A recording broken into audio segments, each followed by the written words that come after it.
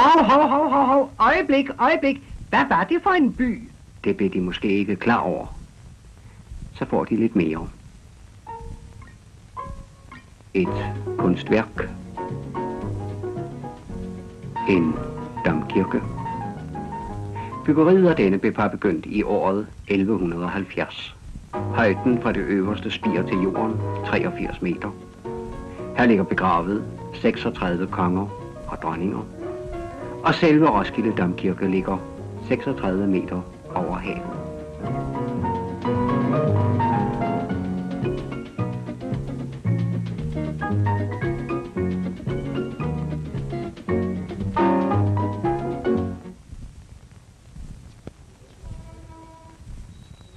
Roskilde.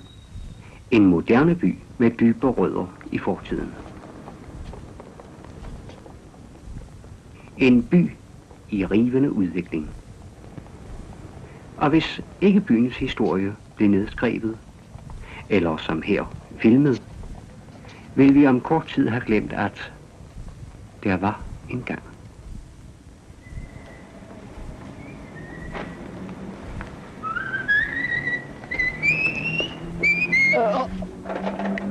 Undskyld her. De kender vist ikke færdselsreglerne. Undskyld, hvilke regler? Ja, jeg mener med hensyn til at køre på cyklen. Jeg kører ikke på cykel, jeg cykler. De trænger vist til at få en lille kursus. Lige et øjeblik. Undskyld her, de trænger vist til et lille kursus på færdselsskolen. Færdselsskolen? Ja, vi har netop i 1964 indviet en færdselsskole i Roskilde.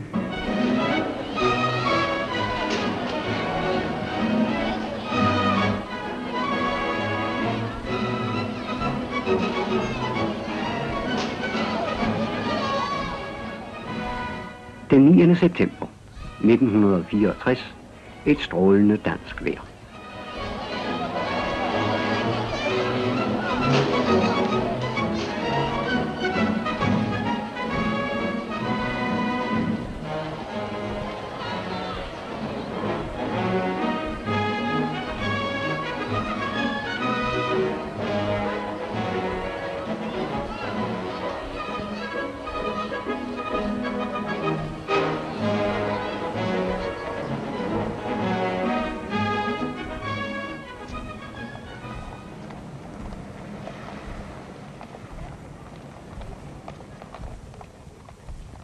Politimester Henning Christensen takkede lærerens for det initiativ, der her var taget, og borgmester Børge Juel Hansen erklærede derefter færdselsskolen for åbnet.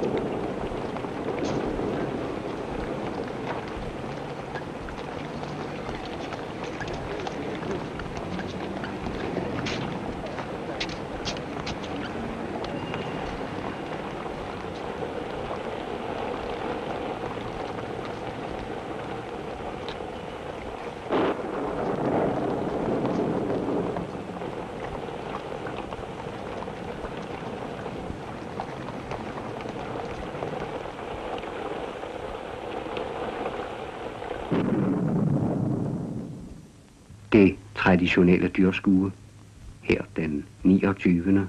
30. maj 1965.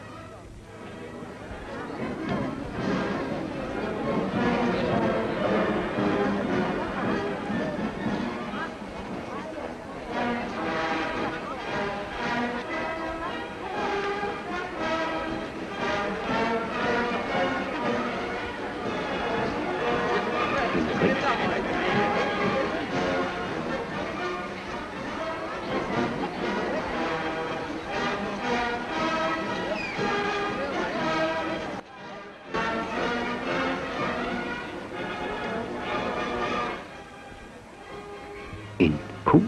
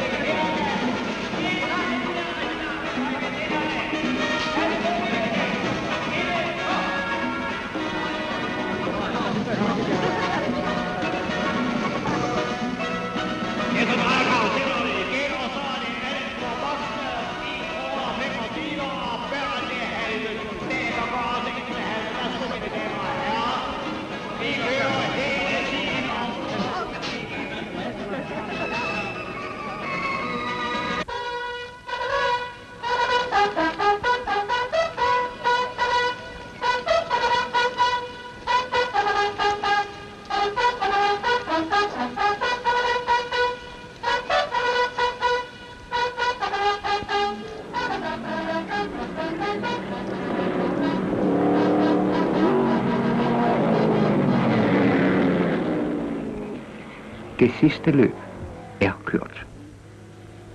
Men alligevel, her, Roskilde Rings Grand Prix 1965. En racerbil.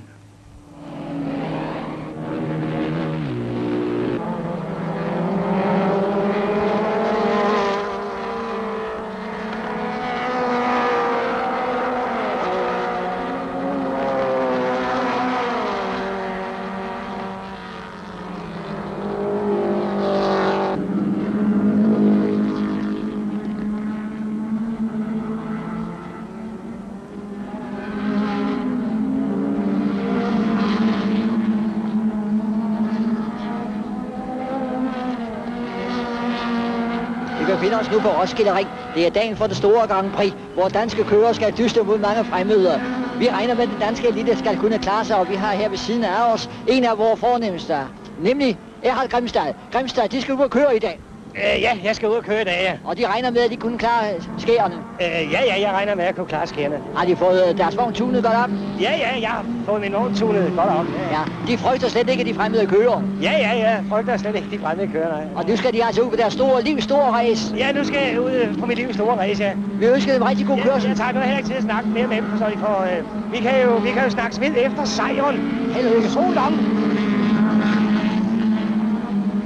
Vi er nu klar til at køre anden afdeling af det store internationale Grand Prix for Coopervognen. Det er dette løb, vi har vores kendte kører og favorit, Grimstad. Vi håber, at Grimstad med dette løb kan indfri de forventninger, dansk motorsport stiller til ham. Grimstad har ikke skuffet os. Helt fænomenal kørsel viser han her allerede fra starten. Han er nu en halv vognmængde foran hovedfeltet. Han er halvanden vognmængde foran nu feltet, og her på langsiden, der øger han kolossalt stærk kørsel her af Erhard Grimstad. Helt fantastisk. De går ind i svinget. Hvad sker der også? Nej, hvad sker der i svinget? Nej. Hov, de der. Kan I ikke sige mig, hvad vej kører? Det er jo sekunder, der er vej. Sig det dog, hvad vej. Den vej der. Den vej. Tak. Tak skal I have.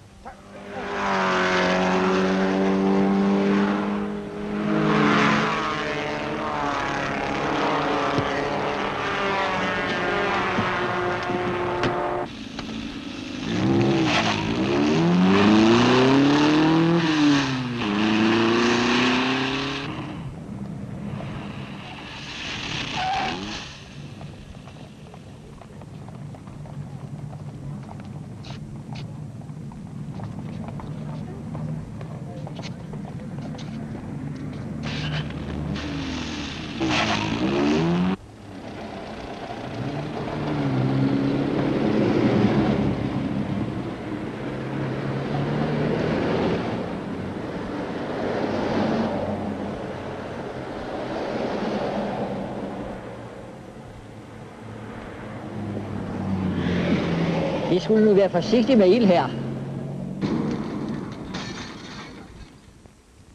Sankt Maria Hospital, den 19. februar 1966.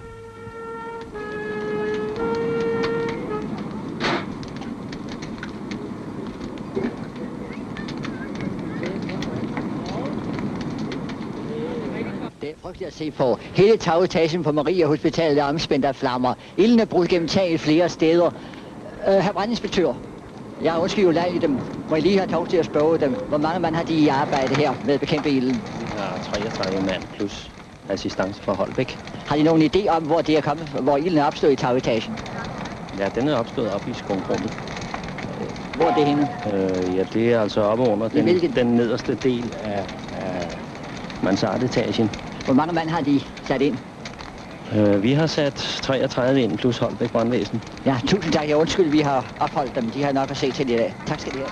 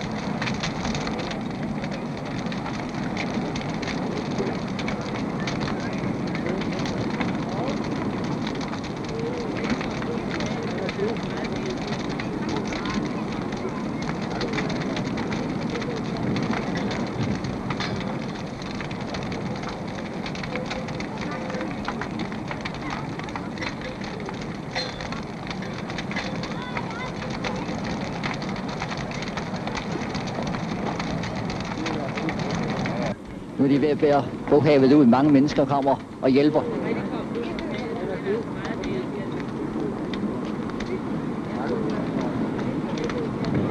Ja, nu må du undskylde. Nu skal jeg altså til fastelavnsridning.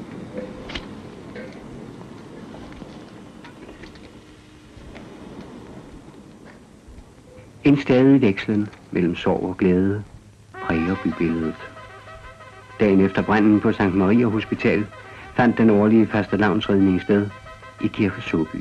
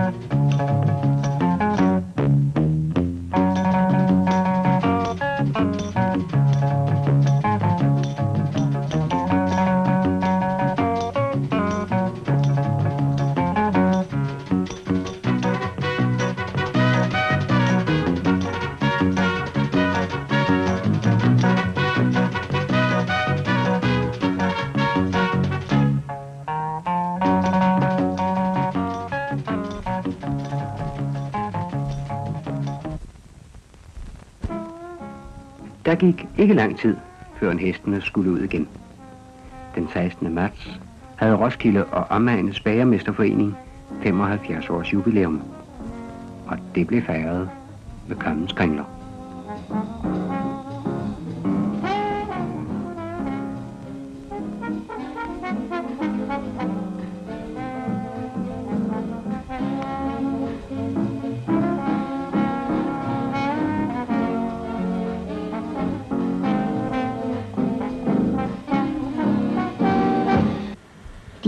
De bager. Ja, det er egentlig fantastisk, hvad der sker i en by som Roskilde, sådan gennem årene. Der var de søde børneoptog, kan jeg huske. De var egentlig søde dengang. Så er der her jo manden, der myrdede sin kone. Men her, der har vi alligevel dengang Roskilde-studenterne forlod skolen og skulle ud og køre i charabanc. Ja, det er egentlig mærkeligt. Der findes jo ikke ret mange charabancer nogle stunder. Nej, det gør der ikke. Og heller ikke, da studenterne skulle køre i maj 1966.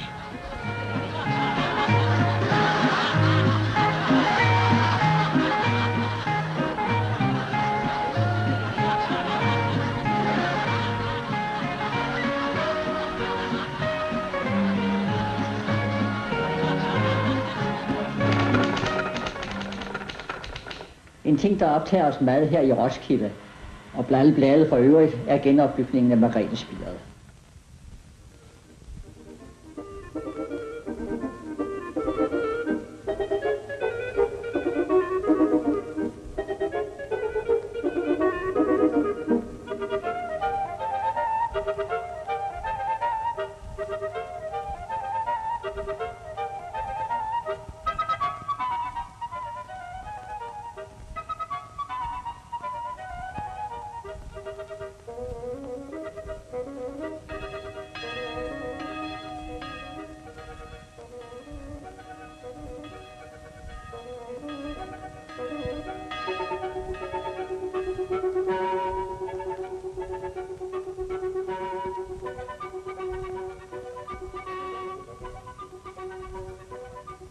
Rejsegildet på det nye Margrethe Spir.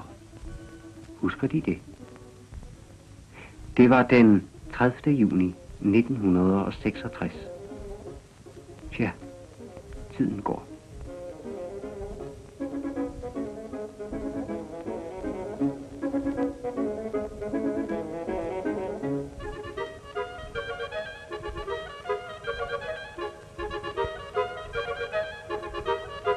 En anden passage. Passagens indvielse. Undskyld. Den 19. august 1966.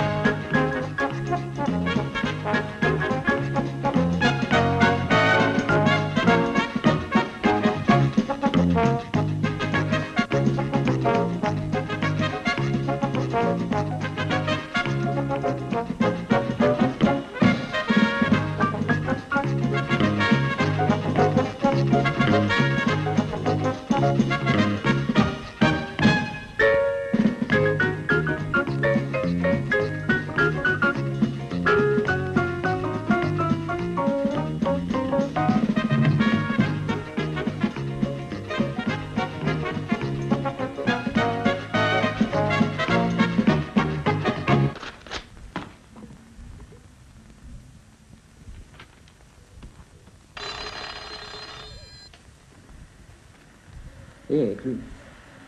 Ja, goddag. Jo. Til grundstensnedlæggelse. Vikingeskibshallen. Ja, hvornår skulle det være? Om 2 timer. Helt i orden. Jeg skal lige hjem og klæde af først, så kommer jeg.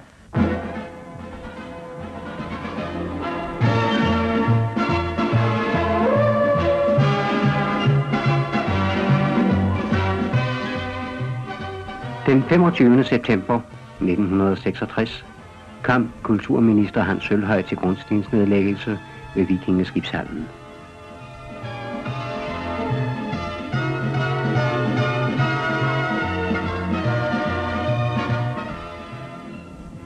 Rigsantikvar professor Glob, grundstens dokumentbeholder,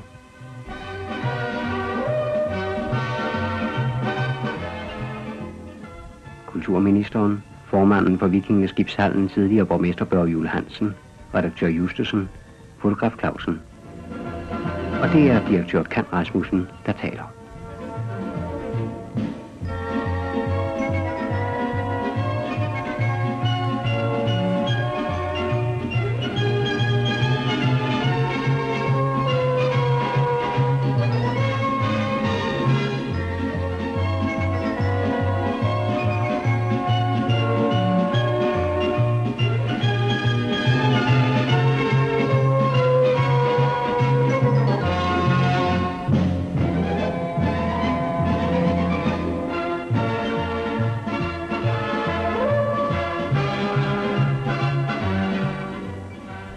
Borgmester Arthur Jacobsen i samtale med sparekassedirektør Henker.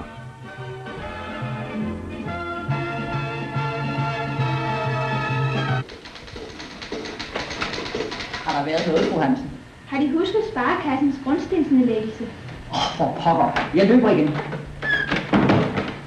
De pressefolk.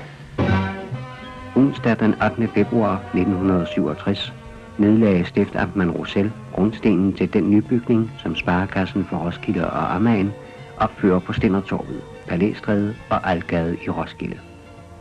Således stod der skrevet i grundstensdokumentet, som tilsynsrådets formand, politiassessor Jørgen Landkilde, læste op.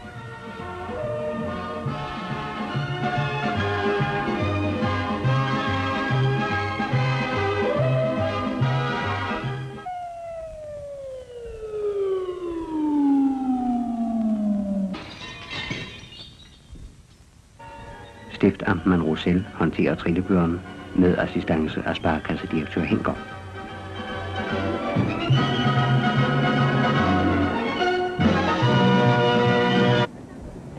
Det er nu kolossalt, som sådan en by, den er i udvikling.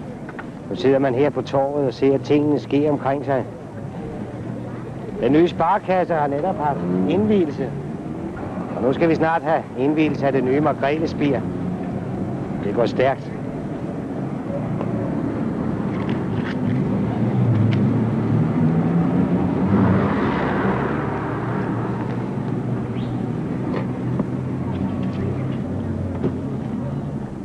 I skulle nu være forsigtige med ild her.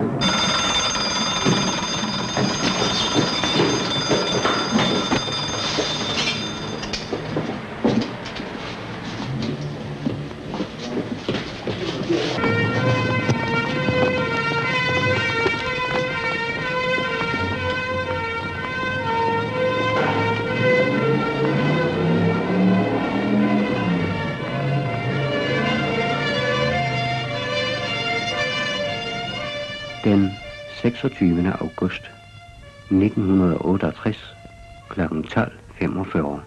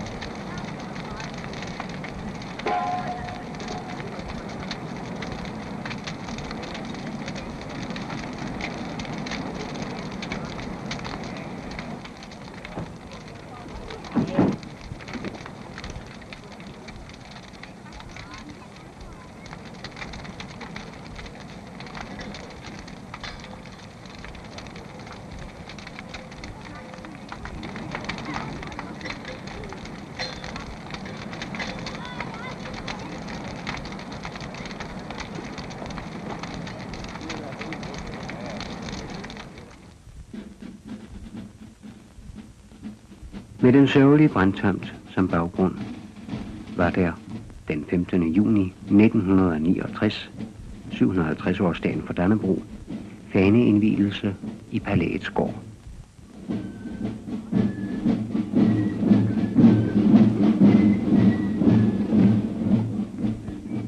Her talte blandt andet oberst Christian E. Nielsen, og faneindvielsen blev foretaget af borgmester Arthur Jacobsen og direktør Mogens Kemp.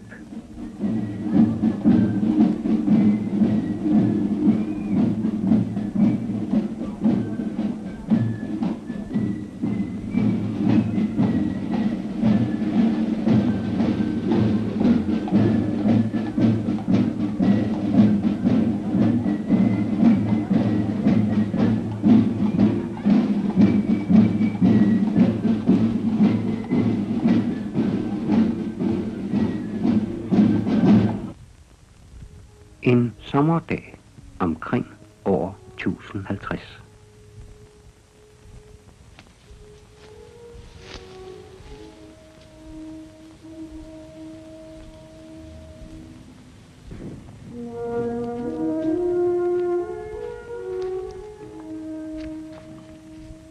Se så, Svende og Hirtmænd.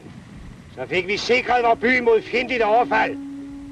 Vi har sænket disse 5 skibe, som aldrig vil dukke frem fra deres våde grav. Ja, det troede han da. Men nu har vi de skibe, der blev fundet i Skuldelevrenden, samlet her i Vikingeskibshallen, som for øvrigt blev indviet den 20. juni 1969. Vi har åbenbart fået vikingerne med. Dag, Skrimstad. Dag, Egli. Ja, det er fuldstændig rigtigt, hvad du siger. Nu har vi disse 5 skibe samlet her. Det første skib er genopbygget, det er færdigt, og de sidste 4 står i model. Det har været en stor succes. Hvor mange besøgende har der egentlig været? I de første 2 måneder har der været 40-20.000 mennesker, så det må jo sige at være en succes. Jeg må ikke. En tyr på det nye fællesskue, som er afløser for det nu nedlagte Bellahøjdyrskue. Fællesskuet blev afholdt i dagene 13., 14., 15. juni 1969. Skuet var rigt repræsenteret. Borgmester Arthur Jacobsen.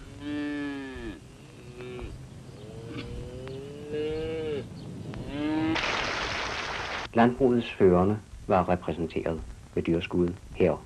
Landbrugsministeren. Nu kommer kongen. Vil du så tie stille? Undskyld.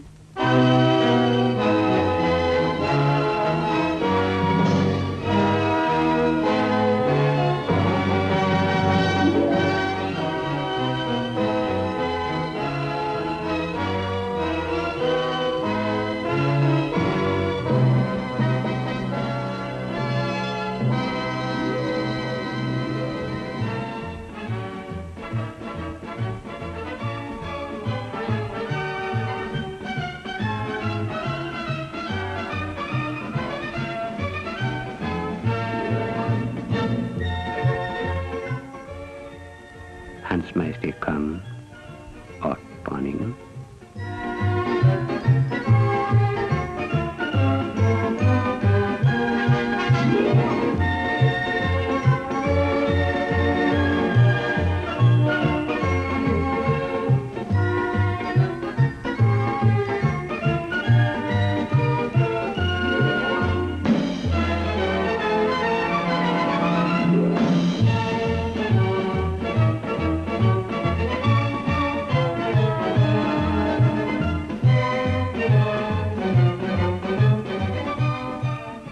Dette skue var i virkeligheden fra arrangørernes side en kraftpræstation.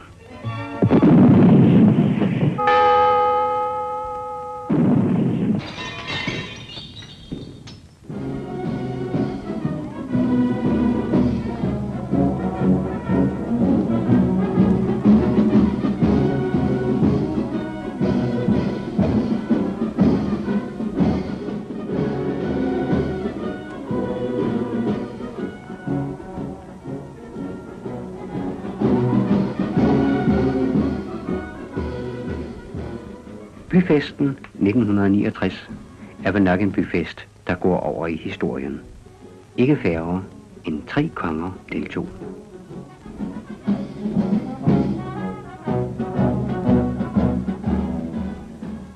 Her kong Hans den anden af Eleonore, dronning Lilian, og efter kongen og dronningens karet hele Eleonores kabinet med ærkehertug Hans, ærkehertuginden, arveprins Ferdinand, arveprinsessen, premierministeren, udenrigsministeren, krigsministeren, finansministeren, handelsministeren og i øvrigt alle Eleonores notabiliteter.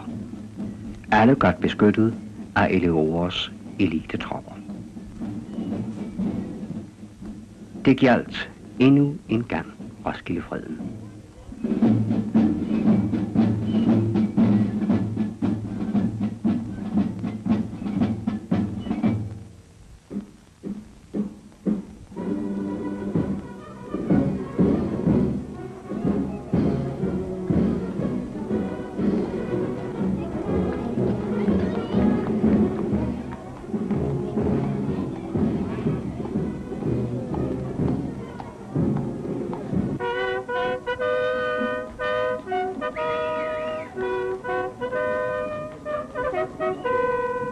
har vi hovedpersonerne samlet her på scenen. Og kong Arthur vil nu lade sin røst høre. Kong Arthur udtalte blandt andet, at det var hans håb, at der med denne ikke-angrebspagt mellem kongeriget Eleore og Roskilde by ville opstå et samarbejde, der på tværs af alt i virkeligheden understregede det, man i sin tid understregede så positivt udtryk for et ganske klart og utvetydigt standpunkt. Og det var kong Arthur meget magtpåliggende ganske klart at understrege den absolute positive holdning, der her var lagt for dagen.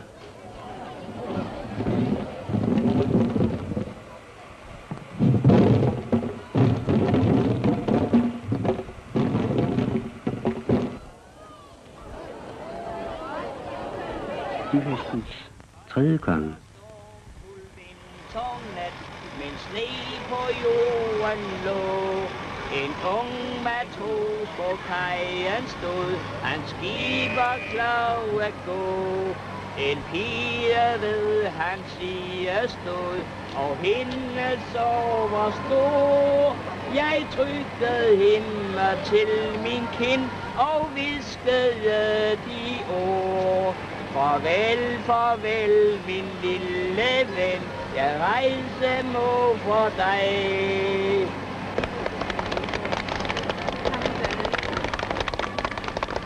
Har de set, har de hørt, har de set, hvad de vinder herinde? Der er smækforskellingerne, der er spænding.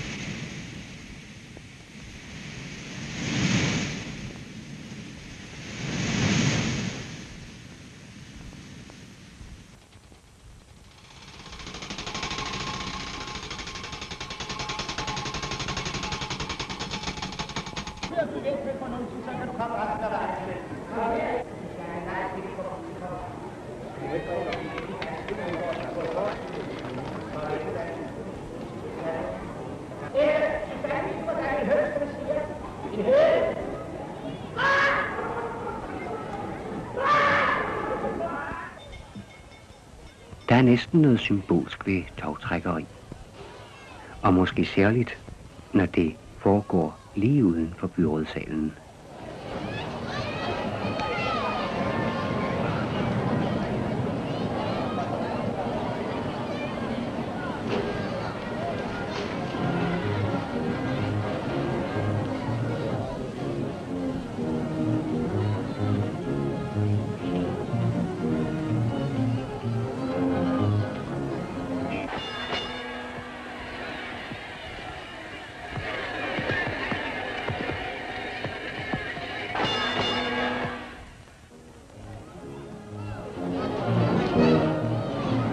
Børnene morede sig, og de voksne med, og det blev sent, før lysene blev slukket i Roskilde.